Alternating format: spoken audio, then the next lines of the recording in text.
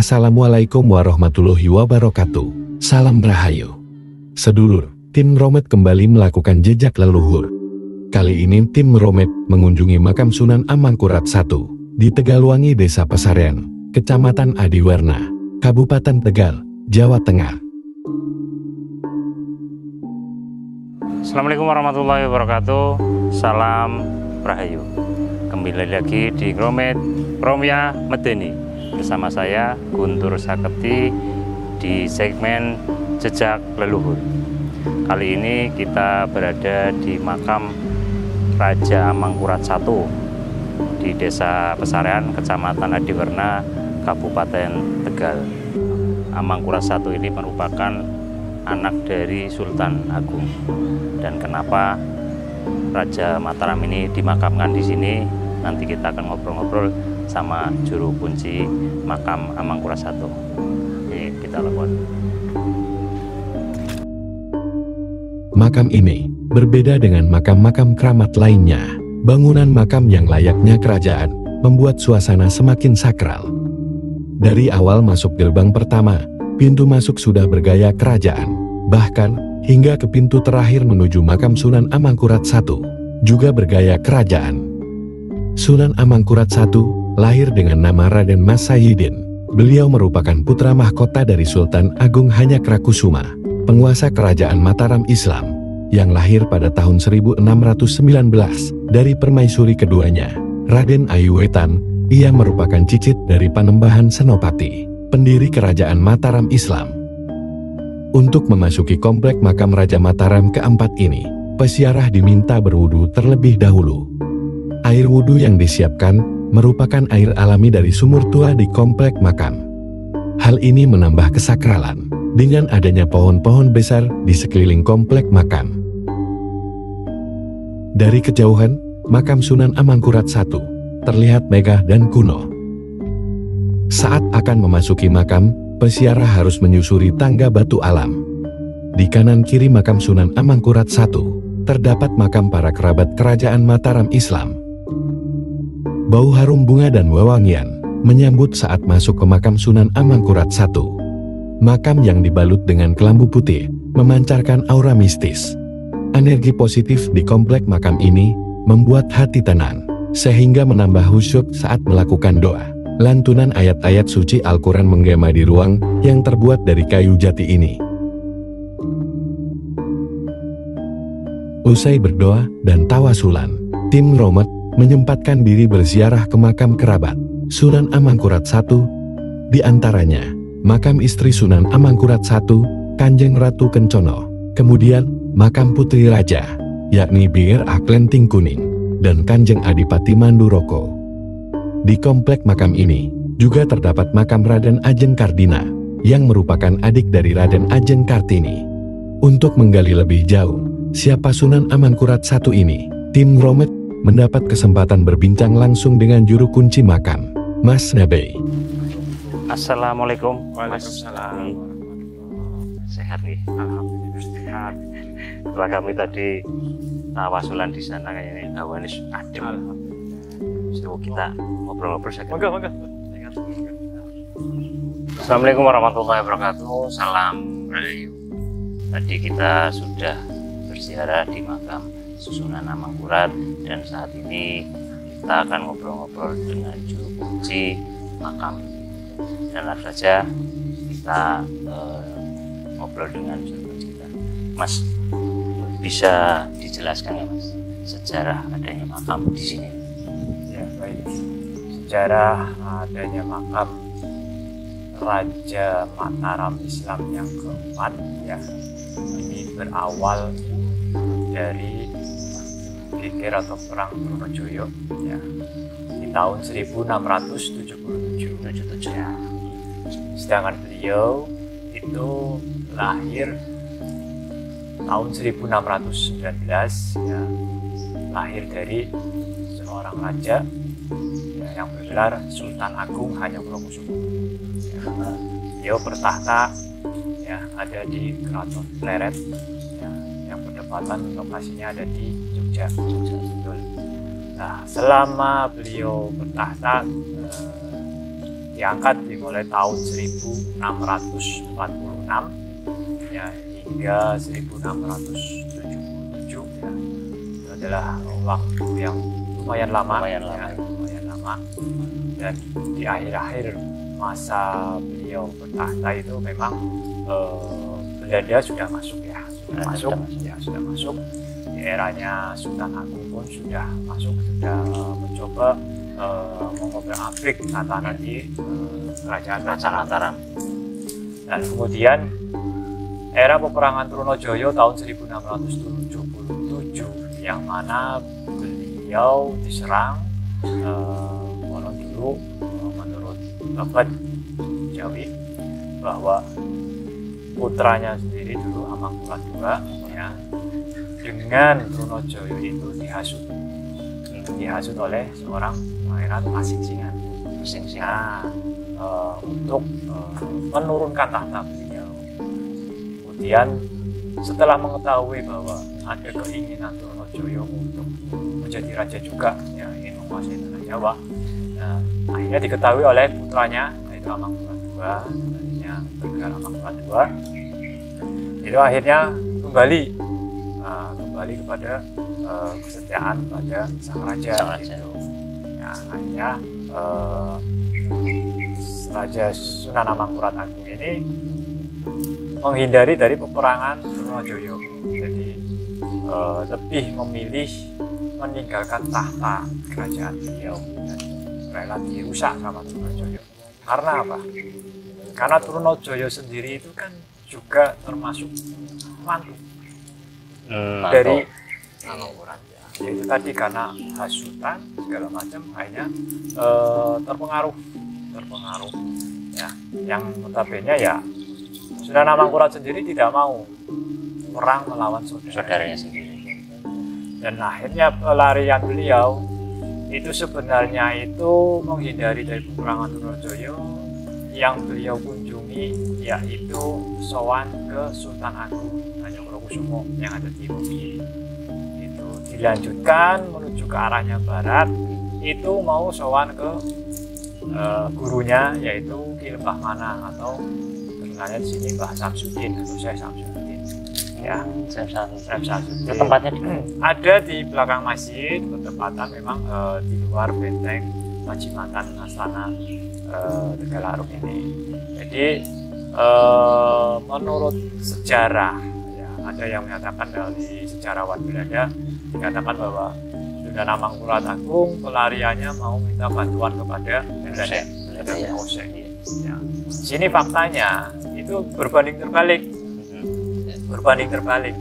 Kenapa? Karena apa?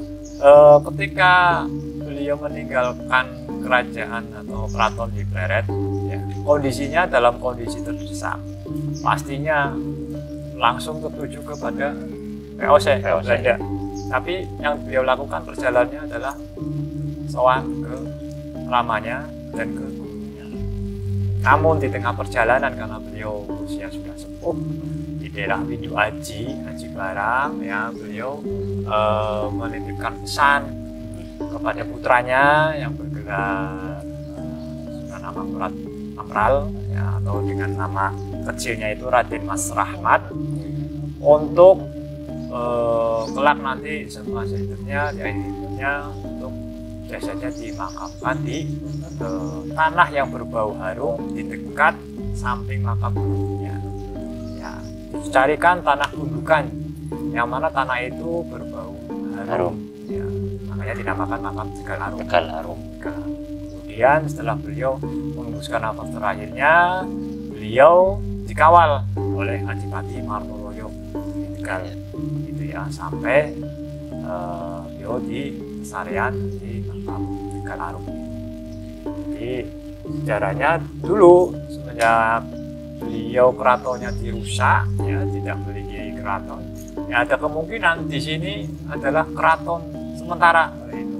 Oh, saat itu. Ya, karena dulu juga pernah dijadikan keraton sementara itu oleh Amangkurat Amral. Ya, sebelum merebut kembali ya keraton Pleret. Itu. Dengan waktu itu Adipati Martoloyo yang juga dihasut juga perang tanding melawan Martapura. Kejadiannya ada di Gili Tugel yang sekarang sebenarnya nama Gili Tugel itu ya.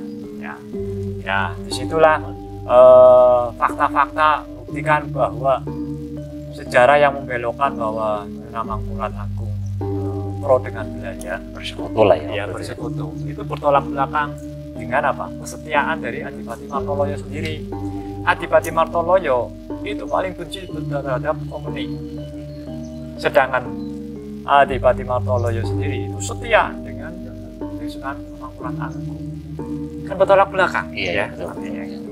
Jadi kita jangan gampang percaya dengan literatur sejarawan dari bangsa asing yang ingin menutup menyembunyikan sejarah yang sebenarnya. Yusuf termasuk sebelum-sebelumnya kan katanya membunuh 500 kiai Betul, gitu. ya, ya. Itu kan santer sekali. Ya. Nah itulah yang betul dikatakan 6.000 ulama tahun 1677 ya. Kita mungkin mau mengumpulkan di era sekarang aja Sulit ya? susah ya. Gimana sampai Ya. Nah itulah kadang memang sejarah yang memberikan apa itu namanya sejarah palsu. 6.000 ulama dibantai dalam waktu sekejap. Ya. Logika kita berpikir bahwa tahun 1677 zaman waktu itu belum banyak ulama. Iya. Ya. Sedangkan dikatakan di situ 6.000 ulama sudah dibantai dalam waktu sekejap. Sekarang kita balik menanya dari sejarawan itu atau mungkin yang sudah mengekspos ya dari mana sumbernya, mereka tidak ada yang bisa menjawab, hanya berdasarkan apa itu media sosial atau mungkin dari internet yang disajikan lewat Wikipedia. Nah Wikipedia itu wadah ya, bukan sumber, sebenarnya wadah gitu. Betul. Nah kemudian apa, dipertanyakan lagi 3 tokoh saja ulama siapa yang dibantai, tidak ada nama ya. nama yang bisa menyebutkan bahwa ada sosok ulama yang dibantai atau dibunuh oleh Belanda. Itulah membelokkan sejarah yang mana sudah membunuh karakter beliau. Tapi faktanya sampai saat ini sendiri banyak orang berdatangan bahkan dari ulama-ulama besar. Tidak mungkin loh seorang ulama besar tiba-tiba datang berziarah, bertanya kepada raja yang kejam. Tidak mungkin. Ya, nah, itulah yang kadang kita berpikir, oh iya, kenapa ulama besar sampai berkunjung berziarah kepada beliau? Berarti beliau orang suci, wali Allah. Ya, dibuktikan apa lagi? Salah satunya yang menjadi cerita masyarakat sini bahwa dulu jasadnya masih bisa dilihat. Oh iya, ya. iya. Bahkan kukunya masih tumbuh, rambutnya masih tumbuh. Itu dibenarkan oleh keterangan dulu Sinuhun Pakubuwono ke-12 ya. Kala itu memang belum ditutup ya, masih di kayu kaca dan masih bisa menyaksikan waktu itu ada prosesi jamasan, perapian dan lampu. Dan bahkan zuriyah dari ulama-ulama besar ya, termasuk Mbah Mat ya, Watu Congol ya, Dalhar dan Mbah Basir Kudus. Nah, mereka selalu dalam pengajiannya kepada santri-santrinya bahwa ini adalah wali besar yang banyak orang nggak tahu. Memang sejatinya wali kan menyembunyikan ya. Begitu. Itu Yusuf ya, ini kan memang di kabupatenku santer ya, bahwa dulu itu masih ada kaca, masih kuku tumbuh. Nah, itu mulai ditutup mulai kapan? Baik. Prosesnya itu memang ada beberapa tahap ya. Dulu keterangan dari Sinuhun Pakubuwono ke-12 waktu masih di Benang itu memberikan keterangan bahwa Sunan Mangkurat Agung ketika dibawa ke sini, di tempat sini dalam kondisi masih duduk lenggah dengan mengenakan sorjan jangkep ya, dengan sudah ditutup dengan cungkup ya. Jadi waktu itu biasa tradisi orang Jawa kan ada tradisi 7 hari, ya, 3 hari, 7 hari, 40 sampai 100 masih. Nah, waktu itu ditunjukkanlah bahwa kenapa sekian hari melewati 7 hari jasad beliau tidak membusuk. Kemudian di tahun 1945 ini atas saran Menteri Agama waktu itu dengan Sinun Pakubuwono ke-12 untuk ditidurkan ya, dari posisi duduk kemudian ditidurkan, kemudian ditutup kayu kaca. Berarti selama dari awal sampai 1945 Ya. itu duduk Masih.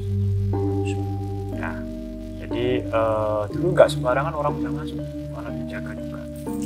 Kan itu oleh Adipati Madukoko ya, Bupati Tegal juga dulu ikut. Jadi prosesnya itu dari tahun 1945 posisi duduk kemudian ditidurkan dengan ditutup kayu kaca, kemudian disempurnakan di tahun 1960-an sekitar.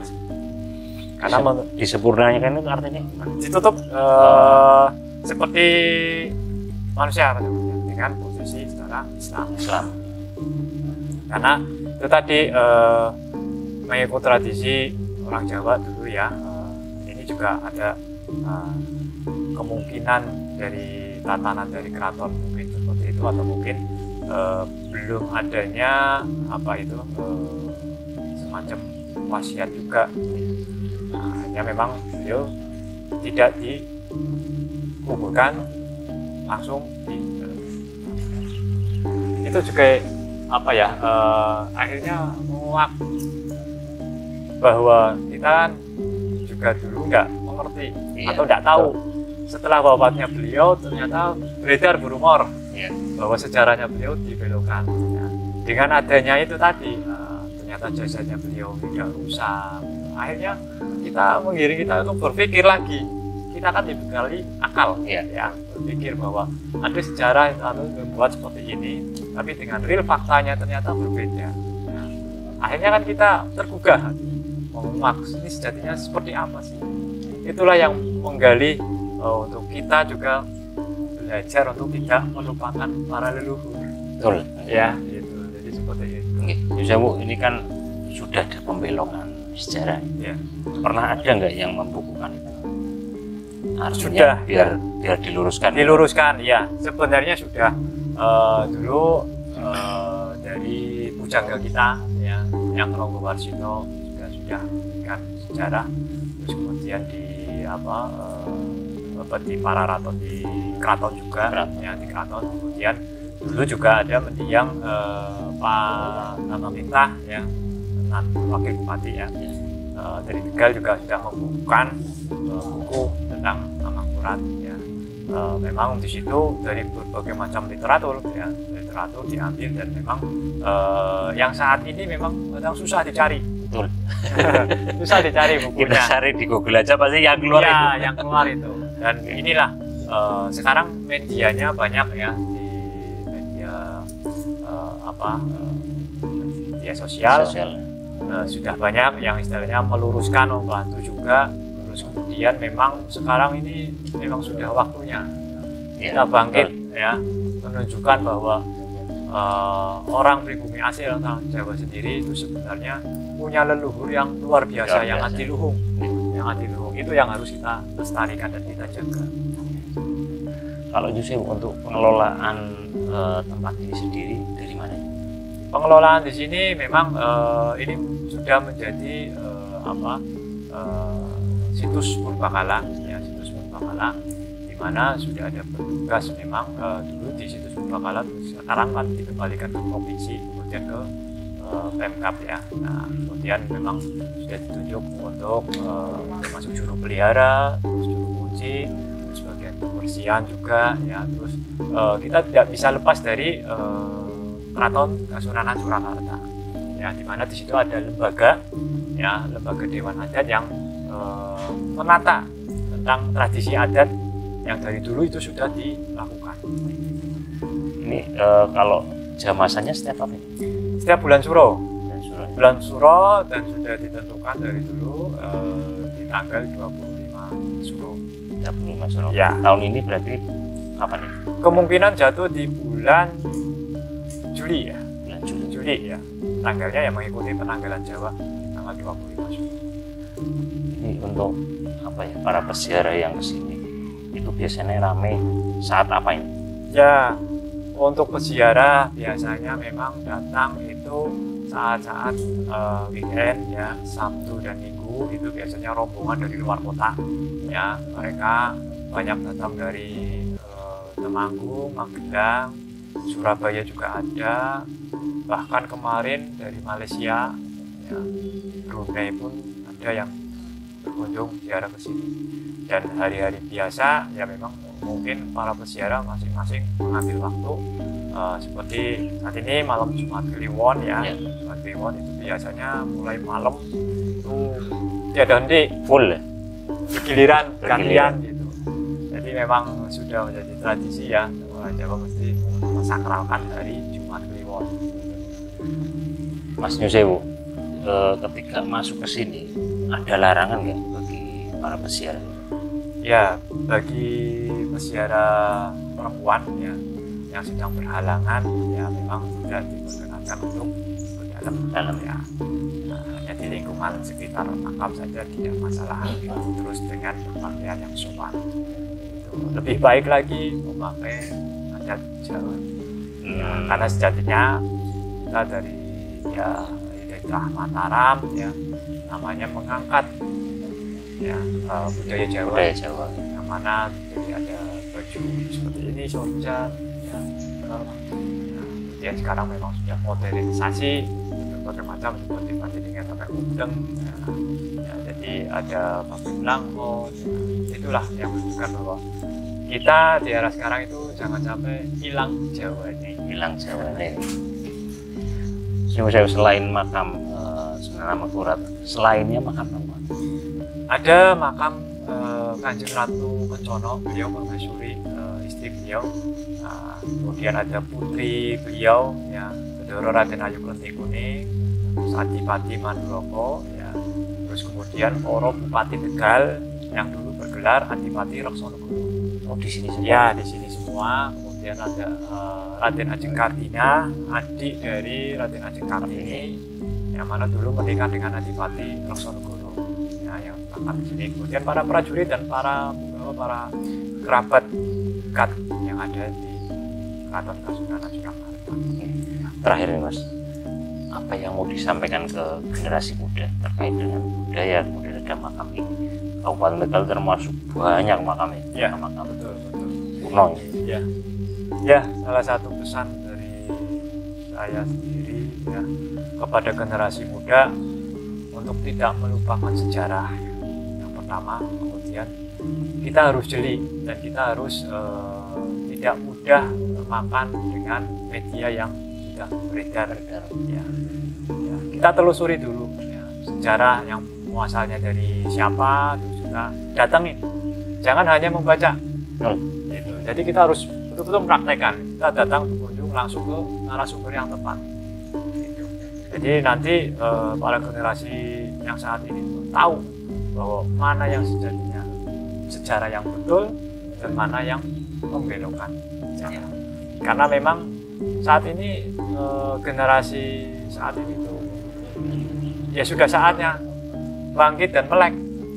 Melek artinya bahwa dulu mungkin sudah difilmkan ya sejarah-sejarahnya mungkin dulu film legenda kolosal ya, yang sejatinya mungkin mereka menganggap oh itu fiksi atau fiktif gitu. Tapi sejatinya memang betul adanya, mungkin sudah dikemas dengan rupa supaya menarik.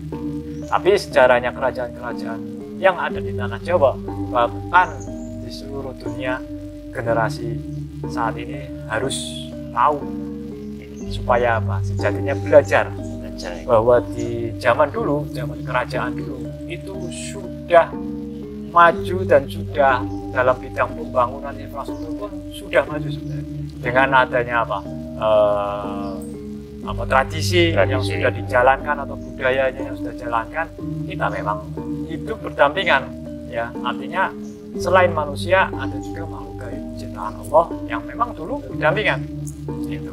Jadi kan kita jangan salah memaknai bahwa ada tradisi, mohon maaf, yang mungkin gurampe, kembang sajen itu dianggap syirik musyrik. Padahal apa? Kita berdampingan. Contoh aja seperti pohon yang besar yang sejatinya harus kita jaga dan lindungi karena diciptakan tumbuh membuat alam ini rindang. Iya. dan manfaat Dan manusia. manfaatnya banyak sekali. Menghasilkan oksigen, betul, yang kita hirup, akhirnya kita bisa hidup. Ya, kemudian apa? Menjaga alam ini dari keseimbangan alam supaya tidak terjadi longsor, karena akarnya mengikat tanah. Ya, tapi dengan minimnya orang nggak tahu, ditebang segala macam, ya rusaklah alam. Ya, tapi alam bisa mengobati sendiri. Ya, alam itu bisa mengobati sendiri. Dengan adanya banjir, longsor, mereka dalam rangka pengobatan sendiri. Tapi kadang kita yang tidak ada yang ngobatin aja, ya udah salah itu. Itu saja dari untuk pesan-pesannya pada generasi penerus saat ini untuk melek dan tahu sejarah yang ada berasal dari tanah Jawa. Matur suwun. Sami-sami. Sehat-sehat. Amin. Amin. Allah. Matur suwun. Demikianlah tadi sedulur Romit kita ngobrol-ngobrol dengan juru kunci makam Mas Ngabehi, dan mungkin barangkali nanti kita juga akan kesini lagi Mas Ngabehi, ngobrol-ngobrol terkait dengan budaya dan kelestarian alam. Terima kasih. Demikianlah, jangan lupa subscribe, like, dan komen video kami. Terima kasih. Assalamualaikum warahmatullahi wabarakatuh. Salam Rahayu.